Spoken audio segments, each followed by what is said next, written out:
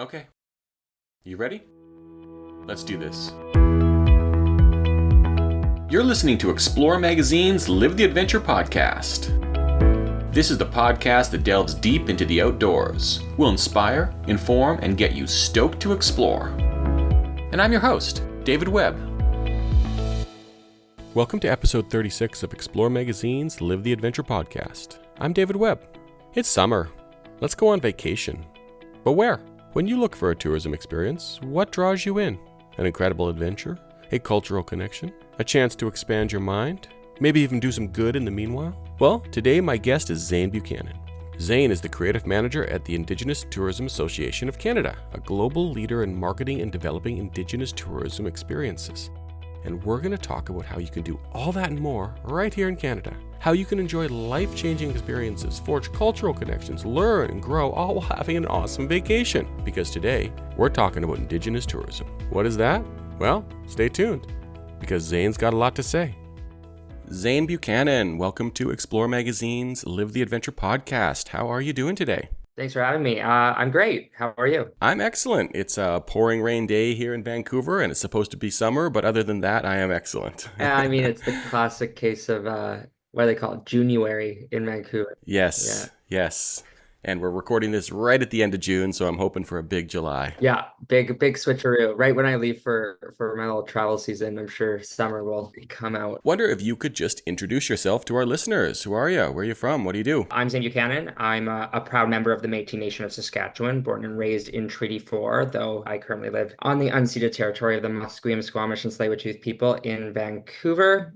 I spent the majority of my 20s in Toronto, where I studied and worked in editorial and broadcast journalism, covering almost everything but tourism. And then I sort of forged a path in the tourism landscape when I was the Saskatchewan Wanderer, which is a unique program created by Tourism Saskatchewan, where each year they hire a different creator to be the face of their brand and kind of give them a car and a credit card and the freedom to represent Saskatchewan through their own unique lens. I guess in that experience, having been living in Toronto, far away from my Métis homeland, I decided to use the opportunity to focus predominantly on Indigenous tourism experiences.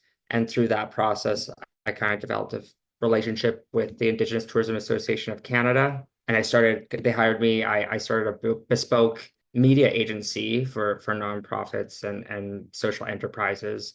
And having that and also my experience in the tourism landscape, I got hired on to do a lot of contracts for the Indigenous Tourism Association of Canada. And then eventually I found that my whole agency was solely dedicated to ITAC. So they kind of created an in-house role for me where I've been working for the past 3 years as the creative lead, overseeing all of our consumer-facing storytelling efforts. Pretty much anything consumer-facing, and I'll get into the nitty-gritty of that later, falls under our destination marketing organization called Destination Indigenous. And I kind of oversee the creative elements of that, ranging from our video content for broadcast and web, our editorial content, our creative campaign strategies, our consumer branding for both Destination Indigenous and I'll get into this later, but the original accreditation program for authentic Indigenous experiences and businesses. If any listeners who also read the magazine might notice a beautiful Indigenous Tourism Association of Canada ad on our inside front cover, so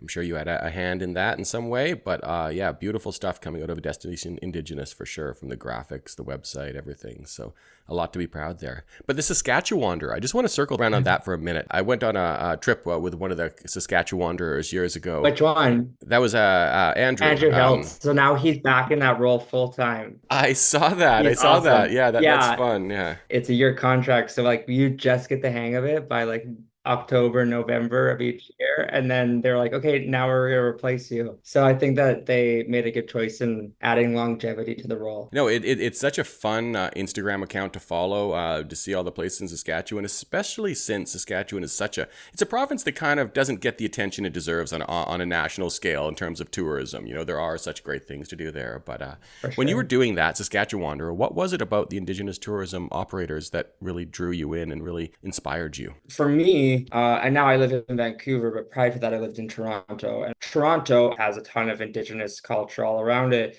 But Toronto itself, I wouldn't say like it doesn't wear it on its sleeve the same way that I don't know, you come to Vancouver and you enter the Vancouver International Airport and the Pacific coastal culture is kind of all around you. And I feel a very similar way about Cree Métis cultures in Saskatchewan. I just think it's so woven into the fabric of what the province is. And when I thought of home, I thought of this very like explicit indigeneity. And me, myself, as a Métis person who's had his own kind of complex relationship with his Indigenous identity. This is a podcast, so famously not a visual medium, but I'm a very white presenting Métis person. And for a long time, I didn't really know how to navigate relationship to indigeneity, and Indigenous tourism really forged that bond for me. Yeah, when I think of Saskatchewan, I mean, the word Saskatchewan is in and of itself Indigenous. I just think it's so integral to what it is there. And mind you, this is 2019, so it was kind of before like that discourse kind of shifted. Like obviously Indigenous people have always been around and have always been very vocal voices, but the social climate because of pandemic and racially motivated conversations kind of has since brought more attention to the industry. But at the time, I thought this is something that people don't know. And some of our hugest experiences in Canada are based in my home province of Saskatchewan, including like Waniscape and Heritage Park and Mm-hmm. Dakota Dunes. So for anyone listening and thinking, okay, tourism, I get. What classifies something as Indigenous tourism? The answer is almost so simple that it's hard for a lot of people to grasp. It refers to tourism activities and experiences that are owned and operated by Indigenous peoples and communities. This can take the form of anything from a cultural tour or an exhibition, powwows, events, wildlife and Northern Lights viewings are really popular amongst like European travelers. And then there's also like the hunting and outfitting element, which is for a more niche audience. Also huge. We're finding a lot of interest in authentic Indigenous culinary experiences. So Indigenous owned and operated restaurants and wineries and breweries. We also consider authentic artisans and craftspeople to fall under the realm of tourism. We kind of consider anything kind of in the direction of hospitality that's authentically Indigenous owned and operated to be considered an Indigenous tourism product. And a lot of these will wear their indigeneity kind of on their sleeve and they use these experiences as vessels for cultural rejuvenation.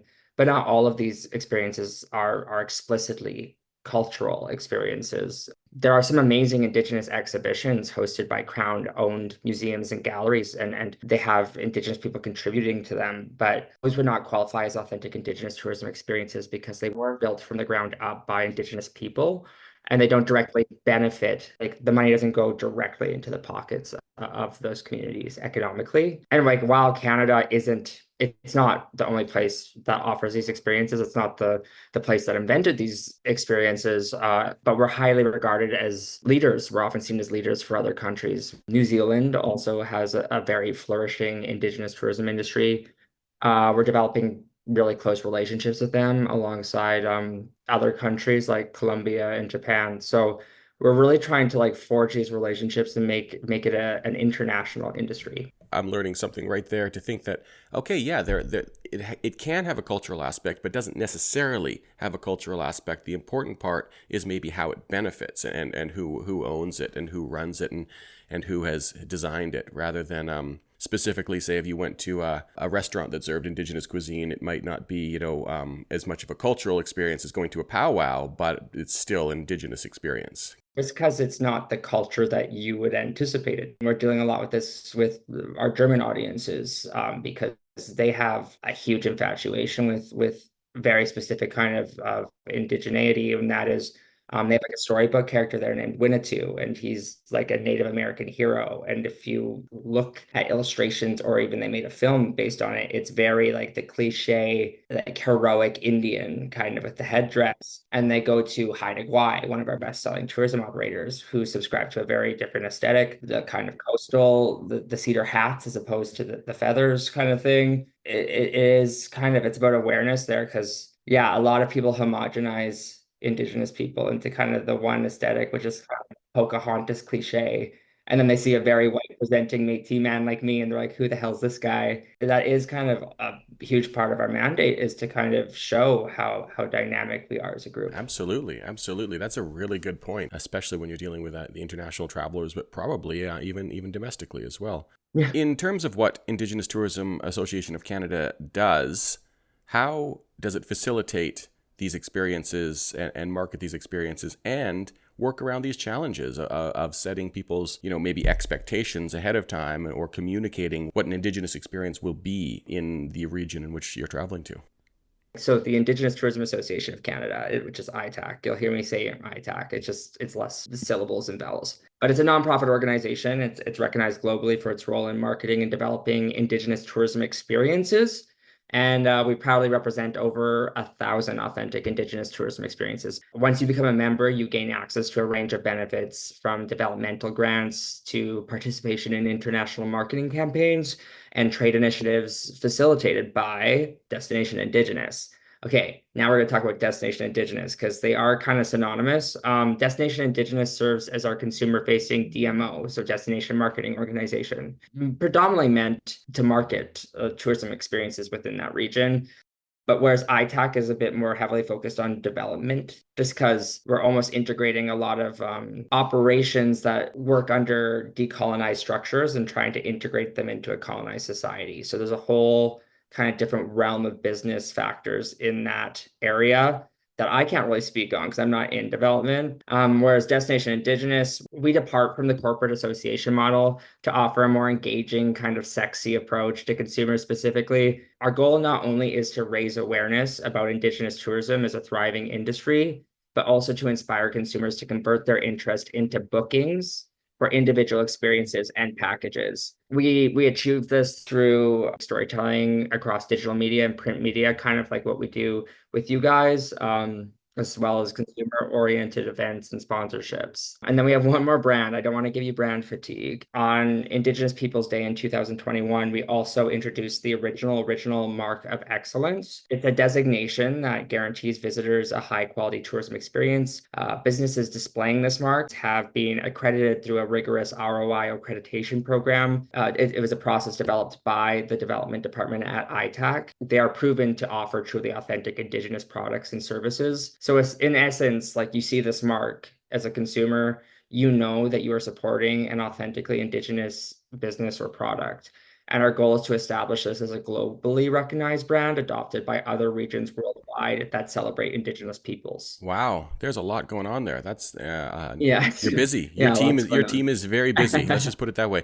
I'm going to circle back to a couple things you mentioned. You said the development team works with a decolonized structure and trying to bring it into a colonized business model. A lot of these operations don't operate like in urban centers. They're off the beaten track. But how do you market yourselves when you live in an area that has no internet? Or like don't have a smartphone, and I'm not trying to insinuate that all these businesses are like that. Like there have been a handful in my experience. I also don't want to be patronizing because they don't subscribe to the kind of marketing tactics that we adhere to as an industry in 2024 doesn't mean that their marketing tactics are less valid. But I'm saying like the audience, and we will get into this, are non-Indigenous people. And we're trying to basically act as that conduit to bridge those gaps between Indigenous communities and non-Indigenous communities. By doing that, like we work really closely with federal organizations, Destination Canada, et cetera, who are operating under kind of, well, by association of being government, very colonial structures. But then we're also trying to translate that to people that don't necessarily adhere to those programs and find kind of a middle ground where we can get financing and exposure through these groups that adhere to like highly systemic protocols and while also kind of not compromising the authenticity of these Indigenous communities and how they like to live their lives. Yeah, I totally get that. That makes a lot of sense. Encouraging people to live wherever they want, be wherever they are, but accepting that there is sort of a conventional norm that we have to adhere to in terms of, if someone's coming up from California, they're going to expect to be able to book on a website and all these things that are just sort of conventional norms, right? So yeah, absolutely. In terms of the Indigenous experiences, so I believe you mentioned over 1,000 in Canada. How does one become a part of ITAC? I'll just say ITAC too. How does one become a part of that? Is it an application process? Are you part of it by default if you're an Indigenous business, or what is that? So you can apply directly to ITAC through just kind of the ITAC website. And there are like people that will assist you in that. There's a whole development team that are very well versed at facilitating that process. But then also, we're ITAC, the national organization. Mm-hmm. Each of us in territories has a provincial territorial Right. counterpart. So there's Indigenous Tourism BC and Indigenous Tourism Alberta. And we all work together. So if they became a member of their association, they're automatically grandfathered into our national Okay. association, which kind of takes a lot of the legwork out of it for us. Is there an immediate identifier that someone would be able to see if they wanted to make sure they were, patronizing an authentic business? Well, that's kind of what like the accreditation Okay. program, the original is designed to set up to do. Obviously, we're still in our infancy, having kind of launched as a consumer brand. We launched in 2021 as a campaign, but the accreditation program, it's just over a year old. So we have a lot of our heavy hitter businesses proudly brandishing this Right. brand, and it's starting to get recognized. We've been reached out to by other areas of the world who want to kind of like take on this mark as well, which is ultimately the goal. That's kind of the purpose of that. We want people to feel comfortable supporting Indigenous people, and like you go to the Anthropology Museum in Vancouver, and that's a great place that does a very great job of ethically building these galleries out with in collaboration with Indigenous people. But I want to know that where I'm going, if there's a counterpart that I can go to that would directly put money into the pockets of the nations. Such a great point, and I think an international tourist would, without this, without ITAC and without an original accreditation program, they would have absolutely no idea how to distinguish those two things, right? I can't imagine, not Yeah. unless they did a lot of research ahead of time, would they have any idea how to distinguish those two things. Someone from another country might see no difference between the Royal Museum of BC and an Indigenous Yeah. experience. So the original, is it then, is the goal to get everyone on that accreditation program, or is that sort of like a tier? It's a tier. So it's like the highest tier. So like we have what we would call like a market ready business, which like has its doors preliminarily open, but like to be an original business, you have to not only match all of the credentials in adherence to indigeneity, but then also you need to be able to offer a consumer friendly product. So you need to have a website, you need to have A, B, and C to kind of reach. It's like also a market readiness accreditation. And we're not saying if you're not an original member that you're not like Mm-hmm. authentically Indigenous Mm-hmm. by any means. We are saying that this is an authentic Indigenous experience that also meets all these criteria of market readiness. Is there a central place people can find these? If you go on the Destination Indigenous interactive map, you can see which ones are original accredited because the mark will show next to them. Looking at Indigenous tourism, there's everything you're doing at ITAC and Destination Indigenous and building out this, building it internationally, which is incredible. What is the hope for effect on the Indigenous people and communities in Canada by lifting tourism up like this? Yeah, so I have a few points here. And I'm gonna get a little anecdotal Anecdotes are because great. anecdotes are great. I know we're not here to talk about Zane. We're here to talk about Indigenous tourism. However, I think that is kind of what sets this specific sector of tourism apart from other industries, is that it is so about human connection. So these kind of individual anecdotes that we're getting is kind of really like a thesis statement as to why this industry exists. So yeah, we'll start with, I guess, that first one. We'll go back to the Saskatchewan wanderer of it all. I really got introduced to this industry through that role, and that's actually when I started working with ITAC in more of collaborative spaces. But that's kind of how I got introduced to the fact that there's a whole national ecosystem surrounding this specific facet of tourism. And yeah, like I said, like I'm a pretty white presenting Métis boy, and that is kind of the beauty of ITAC is that we're an almost Indigenous staff. I think there's an exception of maybe two staff members right now who are tried and true allies, but the vast majority of our staff is First Nations. I'm the only Métis staff member, with the exception of our CEO, Keith Henry, who hails from a very similar region to me in Saskatchewan, which gives me a suspicion that we're probably related. But it just kind of goes to show, and this is kind of what I was saying earlier, how dynamic Indigenous people. And while I don't represent the ubiquitous lived-in experience of being Indigenous, or being, let's say, a victim of racism, I do offer a perspective, and that is that of a Métis person. Métis people are often described as being hidden in plain sight. And there's certainly a privilege that comes with being white presented in a society that still very much systemically caters to that demographic. It comes with a ton of existential confusion and identity like crisis, and which I have had my whole life. So, like, while I always knew I was Métis, I was always encouraged to opt into a more colonial lifestyle simply because I can very easily assimilate to the life of a blonde white boy. And when I finished high school, I kind of started to plant my adult seeds in Toronto. I was establishing a life there, a career there. And the Métis aspect of my life is kind of out of sight, out of mind. Like the Métis homeland is very specifically kind of in that prairie region. People do live in Toronto, but you have to really seek out that culture there. So like when almost a decade later, I was given the opportunity to not only go back to the homeland of the Métis, but explore it as my literal job. I kind of took advantage of that situation. One of the earlier experiences I did as a Saskatchewander was an experience called ASCII Holistic Adventures, which is a Métis experience, and it's based in an outfitting camp just outside of Cumberland House, Saskatchewan, which is the oldest lived-in settlement in Western Canada. It is, along with the Red River, regarded as one of the homelands of Métis people, and I do in fact have ancestral roots in that region. And this is on the Saskatchewan River Delta, which is the largest inland delta in North America and is only accessible via like a 2-day canoe portage. So this is a very authentic, off the beaten track experience. In the winter, you can maybe snowmobile over there if the water's frozen, but there are no roads to it.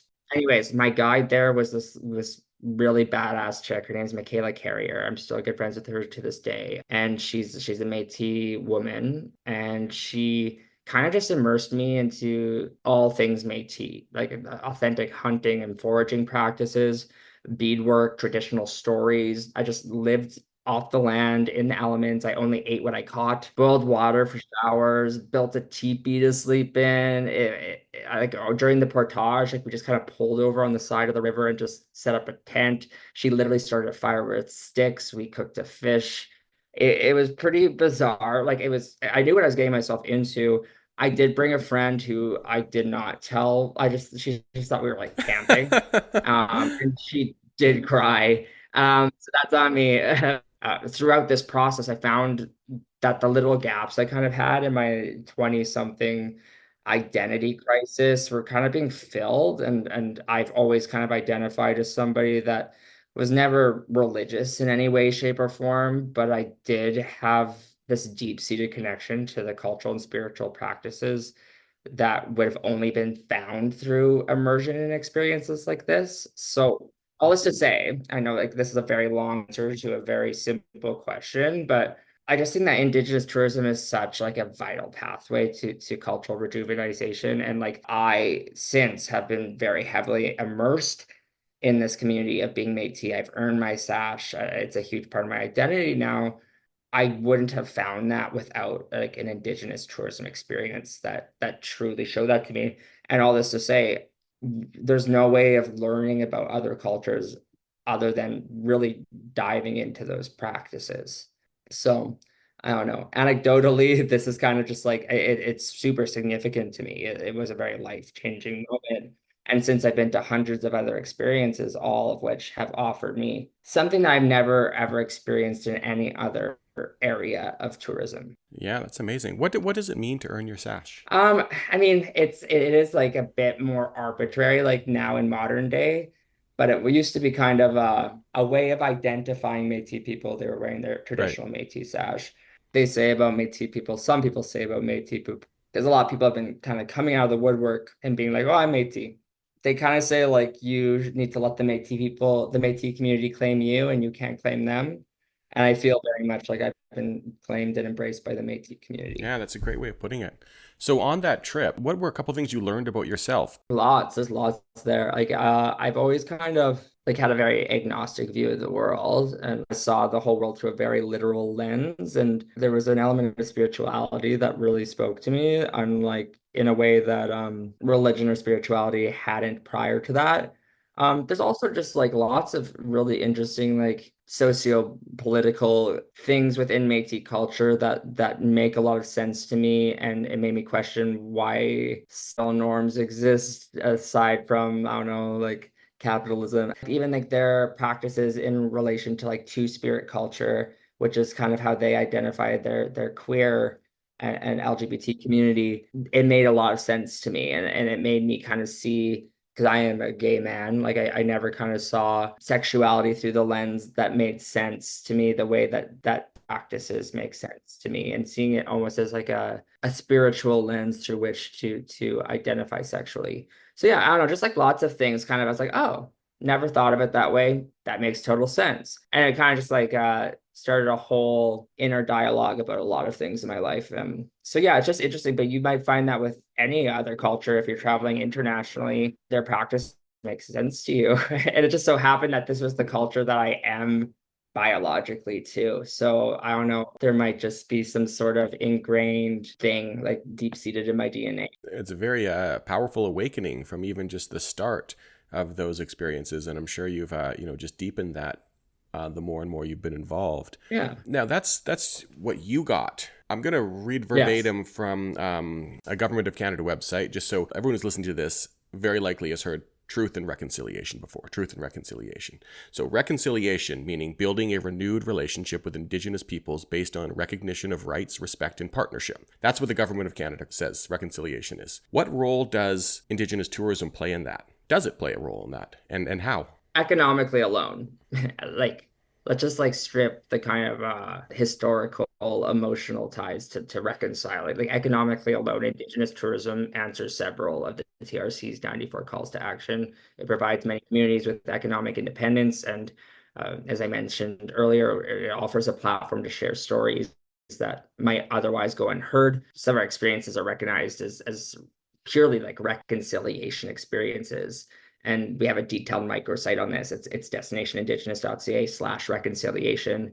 And like these include literal tours of former residential schools turned into museums. However, like I fully am a proponent for the fact that Indigenous tourism experiences all contribute to reconciliation, like solely by promoting authenticity and cultural revitalization. Kind of for like a little context, I don't want to slip into another anecdote. No, the last one was I great. felt I give you full permission. So I signed my contract to begin my employment with ITAC. It was on the morning of May 23rd, 2021. And then a few hours later, I turned on the news, and something very significant happened that day. It was the announcement that 215 bodies were found underneath the Kamloops residential school. It was the first finding of its kind.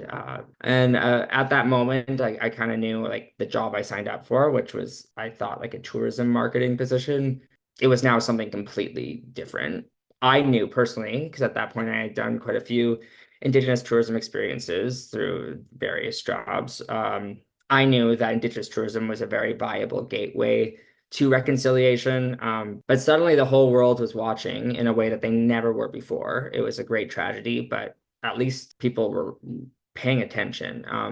As soon as I started, our engagement multiplied and our audience grew exponentially.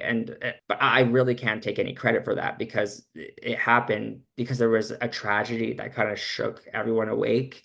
And everyone realized that while tourism is often a low stakes industry, there is a sector, Indigenous tourism, that not only offers consumers with unforgettable experiences, but also it uplifts Indigenous communities in a way that few other industries can, and gives them a platform to share their culture with the world. And less than a year later, in April 2022, I was at the Vatican for the historic papal visits to fulfill TRC call to action number 58 by having Pope Francis acknowledge the and apologize for the Catholic Church's involvement in the lasting impacts of residential schools. And I did that with ITAC, and there's a few of us that went. And like, while that occasion did not specifically pertain to tourism directly, it is a testament to ITAC's role as a leader and contribution to reconciliation that we were even brought to the table for that momentous moment. So it is something that is being recognized by Indigenous people as absolutely as a really viable pathway to reconciliation. I don't know how non-Indigenous people, if they even have the vocabulary to recognize it as such, but it is really doing a lot of heavy lifting in regards to reconciliation efforts. It's really powerful to see how that can play such an important role while really providing this wonderful win-win, like win-win-win situation, these wonderful experiences, tourism, economies, small business, big business, cultural reconciliation. I mean, it kind of just like fires on all cylinders pretty much is how I see it. People will go to these experiences, think that they're doing some sort of like philanthropy, like they're doing it out of goodwill, the experience, and realize, oh, this is just like a really kick-ass experience. Yeah. It's not like a chore to do these things. In fact, I work in this industry, and on my weekend, I'd much rather do a canoe trip that has kind of a cultural relevance and a story behind it than just go kayaking for the sake of it. You know what I mean? Like, or see the Northern Lights with an authentic guide, as opposed to just viewing the Northern Lights. I'm not trying to be reductive about non-Indigenous experiences. It's just, yeah, it's not. You are doing a lot of good by going to Indigenous experiences, but it doesn't feel like you're like doing charity work or doing a tour. These are really cool opportunities for a consumer as well. Is that feedback you get from visitors or tour operators that people might have first come there thinking it's sort of a philanthropic thing that they're doing, or they're kind of doing their emotional labor here, and then they find out actually this was just a wonderful whale watching tour that I also got to hear some great stories on? I feel like, again, it is a very vast industry. So the kind of like museum cultural tour aspect of it, I think domestically speaking, people kind of have a connotation that they put on it that's like it's a school field trip, where Right. like that's not the case like whatsoever, and then go and come back, oh, that was like so fascinating. But then yeah, there's places like if you go up north, or like particularly the Northern Lights viewings, which really kind of are the bread and butter when it comes to international consumers. They are obsessed. And it is kind of something that sets Canada apart from others. But up north in a lot of those areas, indigeneity is so deeply woven into everything that is just kind of inherently Indigenous. And then people get there, they thought that they were just going on a Northern Lights viewing tour, and they didn't realize that it's so kind of copacetic, like it's just intertwined in each other. Well, you know what? I know what you mean, and I'll lay down an anecdote of my own. Years ago, I went up to Ivavik National Park, close to the northern tip of Yukon, and there was a cultural element there. There were some cultural interpreters there, but the bulk of the trip really was an active hiking trip. It was an outdoorsy. We're spotting wildlife, we're going hiking. It wasn't what you would call like an immersive cultural experience. And so we were up there for about 4 or 5 days, and it was just incredible. It was just the most beautiful place I've ever seen. I just couldn't believe it. I was just in awe. And then when I came back, we flew in out of Inuvik in Northwest Territories. And I came back, and then the next day, I after a day of rest, and then I was going to connect with Tundra North Tours, Kyla Kassoon-Taylor, to take me on a day trip up to Tuktoyaktuk. And to be honest, I don't think I ever told him this. He was actually my third podcast guest too. Oh, really? That he's a real staple of the industry. For sure. He's such a great guy. That I was tired, and I thought to myself, I've already done what I want to do here. I've been to Ivavik for 5 days. Like, I'm thinking to myself, this little day trip up to Tuktoyaktuk is like, is not gonna.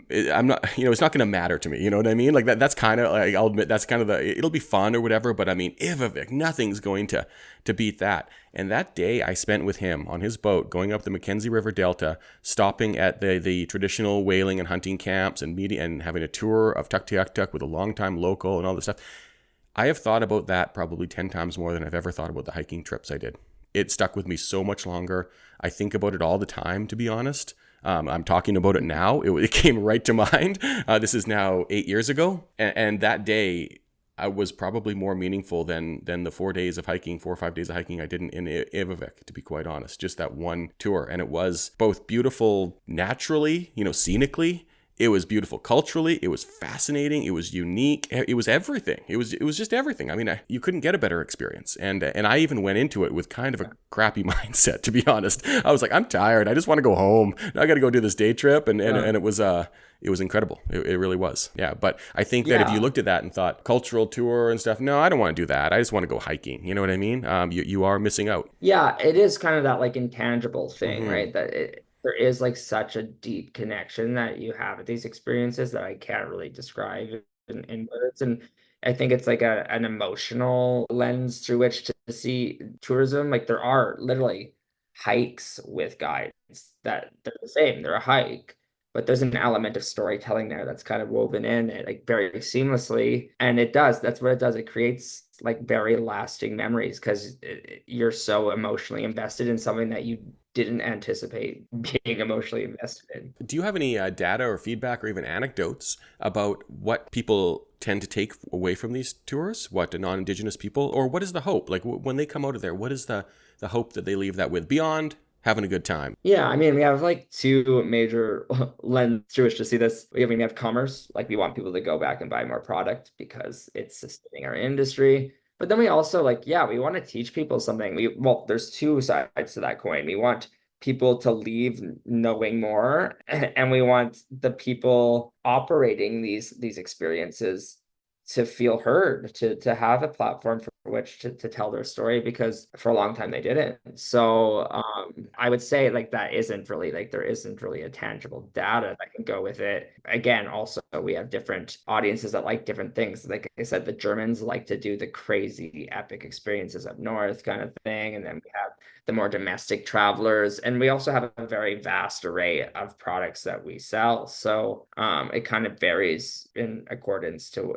what those products are. We have a barrier of entry, and that's that non-Indigenous people look at these experiences and they don't know that they're for them, or they're trepidatious, they're afraid. They think that if they go, they'll make a mistake and they don't know if they're actually welcome. And Make a cultural faux pas or something like that. Maybe there's a worry yeah, there. and a lot of my marketing efforts are like literally putting like white people in photos at Indigenous tourism experience. Like, check it out.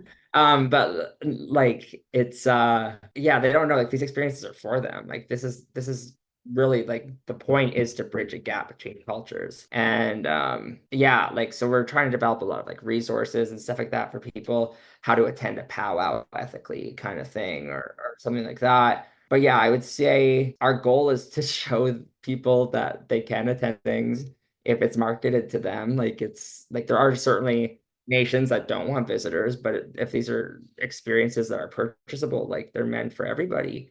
And the more people that come, the better, as long as you kind of come with adherence to protocol and a lot of respect for your guide. Does ITAC have protocols and information about that on how you could maybe attend some of these with the right mindset? Because some people might be worried. They Yeah, might ask in their goal to be inquisitive. Maybe they become offensive or something like that. So maybe some of these things can be these worries can be quelled or addressed ahead of time. that is a lot of our job is building kind of high level awareness pieces for people just to kind of strip them of that trepidation. So yeah, that can be often found on like Destination Indigenous is full of a ton of comprehensive guidance for consumers, non-Indigenous consumers specifically, and our social media channels as well. I will say like because yeah, everyone's afraid to ask a question, and this is goes beyond just like the context of cultures and whatever. But yeah, there's a certain amount of ego that needs to be stripped, and that exists kind of also for Indigenous people as well. Like from my experience starting this job, my advice is that Indigenous communities are so unique and each kind of have their own practices and they're not homogenous, and no one, including like Indigenous peoples themselves, know everything. Like this is a very historically oral history. You can't just do a quick Google search and figure out everything there is to know about a culture. And in BC alone, there's over 200 distinct nations. Like a member of like the Musqueam Nation on the West Coast may not be familiar with the intricacies of the Mi'kmaq culture on the East Coast, and much of this knowledge is passed down through these oral histories. So like, how could you know this diversity? It's not meant to scare anybody. It's meant to reassure you, like non-Indigenous people, because the hesitation hesitation to ask questions exists within Indigenous communities too. Like we each had our own practices growing up, different cultures, and we're constantly like touching base, being like, hey, like you're from this region, can you answer this question about this? And like it's just kind of like how we've learned to grow and learn about these different cultures because yeah, like there's like hundreds to deal with. There's not one person that's like, I can tell you exactly what you need to know about this and this and this. Each has their own protocol. And then constitutionally, Indigenous encompasses not only First Nations, which itself includes so many diverse cultures, but also Métis and Inuit people. So I think that you need to kind of reframe it because every encounter should be seen as a new opportunity for learning. And that's kind of the essence of it. So if you go in with that mind frame, being like, I don't know, and this is going to be me genuinely curious, like that's never received negatively. That's very well put. You know, how someone can on the BC coast feel that they're very comfortable with some coastal First Nations culture, but know nothing about Mohawk culture. So when they go to Ontario, you know, it's just like starting from scratch. You don't know anything, you know, you don't know a thing. And that kind of evens the playing field and it makes you like that's I was so scared when I started with ITAC. And then I realized like, oh, but no one knows Métis culture. So like it just kind of like it really evens the playing field because we all have such unique practices within the large umbrella of Indigenous people in Canada. How does Destination Indigenous and ITAC measure success of all the programs? Destination Indigenous itself it's not yet a sales platform. Like currently it operates as a referral system, meaning our success hinges on the achievement of our individual members. And so we have to kind of keep a close, tight-knit relationship with them to kind of get that data from which we can know how much we're growing.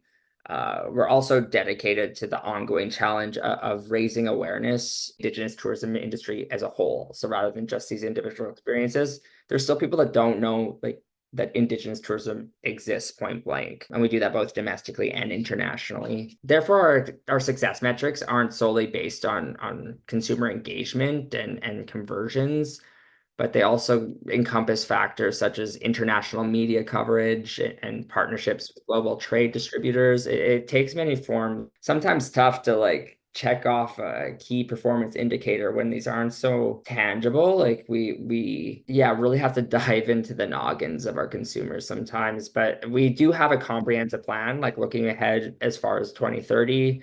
And we are definitely monitoring substantial growth when it comes to both engagement and conversion. So you've been really involved in it for about 5 years. How have you seen Indigenous tourism change in that time? Well, several factors are influencing that switcheroo, like what's going on with the industry. That there was a time that Indigenous tourism, growing tourism sector in the country, and then the pandemic happened, and almost every industry kind of threw a wrench into everything and it caused significant setbacks. And we are now navigating like a pretty good recovery phase. We're back, we're getting we have our legs back. And concurrently, the escalation of what I was mentioning before, like the racially motivated discourse that was kind of sparked by everything from George Floyd and in the States to the tragic discoveries across Canada, it profoundly reshaped our industry's focus and our audience's focus for that matter. So like while these events were obviously incredibly tragic, they have also prompted our industry to garner engagement really genuinely. And it's avoiding the pitfalls of commodification and sensationalization, but like really taking these people that are listening with open ears and taking them beyond engagement to actually making a purchase. Despite all of like those aforementioned challenges, we've shown impressive growth during my time at the organization. Like the staff has doubled since I've been there, and our membership has grown exponentially too. I really got in at the right time. Like I am really grateful for that because I think I kind of stepped in just as we hit our major growth spurt, and it's been really cool to be a part of. We're doing what we set out to do. So you can't ask much more than that. Where is Indigenous tourism going? Is it an expansion of what you're doing now? Or are there new things, entirely new aspects, or what's on the horizon? Yeah, it's an expansion of what we're doing now. At the end of the day, like our operators are at the forefront of our thoughts. I think a lot of what we're doing, and we recently launched a program called the Indigenous Tourism Destination Fund, and that is a strategic plan to kind of develop our own funding system for our members, and for the industry at large, because really, as grateful as we are to a lot of our federal partners and stuff like that for supporting us as a nonprofit organization, we want financial autonomy as Indigenous people that are supporting other Indigenous people. So we would like to know that we just kind of have a steady flow of money coming our way that isn't contingent on other people's involvement. So I think that that's a huge part of our plan is securing that funding through like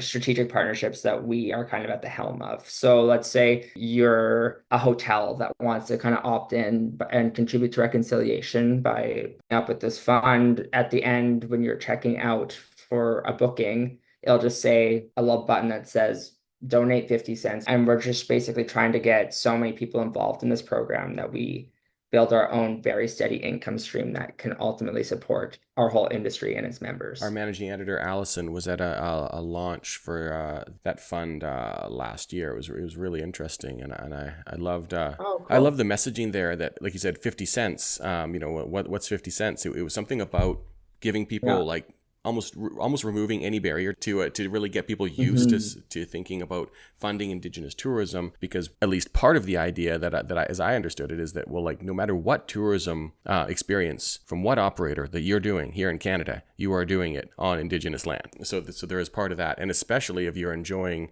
the outdoors or natural spaces, it's like this has been stewarded for millennia by the Indigenous people, and that's why you're enjoying it now. I mean, it's only upward from here, regardless of outcomes with that. Like, I know people are invested and nothing but confidence in the fact that this industry is going to flourish in the next few years for sure. Destination Indigenous is probably where consumers would want to check out, right? So where would they find you? What's your website and social media or anywhere else you are? It's www.destinationindigenous.ca. That is our kind of landing page. We have an interactive map on there that can pinpoint all of our authentic Indigenous experiences from coast to coast to coast. There's a blog there too that contains a lot of those aforementioned resources. It also can bring you to Nations Magazine, which is our in-house magazine that features all of our members. We release a new edition every year. All of the articles are written by Indigenous contributors as well. For social media, go to Destination Indigenous, and that should really kind of give you all that you need in terms of like a consumer who wants to learn more about these experiences. Amazing. Zane, so much great information. Is there anything we didn't get to? Anything you want to add? No, I think I talked plenty. I love it. I love the personal connection. It was a real pleasure talking to you today, Zane. I appreciate your time and keep up the good work. You're doing amazing things over there, and your whole team is too. Thanks so much for having me. A lot to dig into, right? Are you interested or even excited in learning more about Indigenous tourism in Canada? Surf over to Destination Indigenous to begin your journey. I'm sure you can find a good starting point there. Let's make connections and explore Canada. And above all, have fun. I'm David Webb. Thanks for tuning in today, and hey, live the adventure.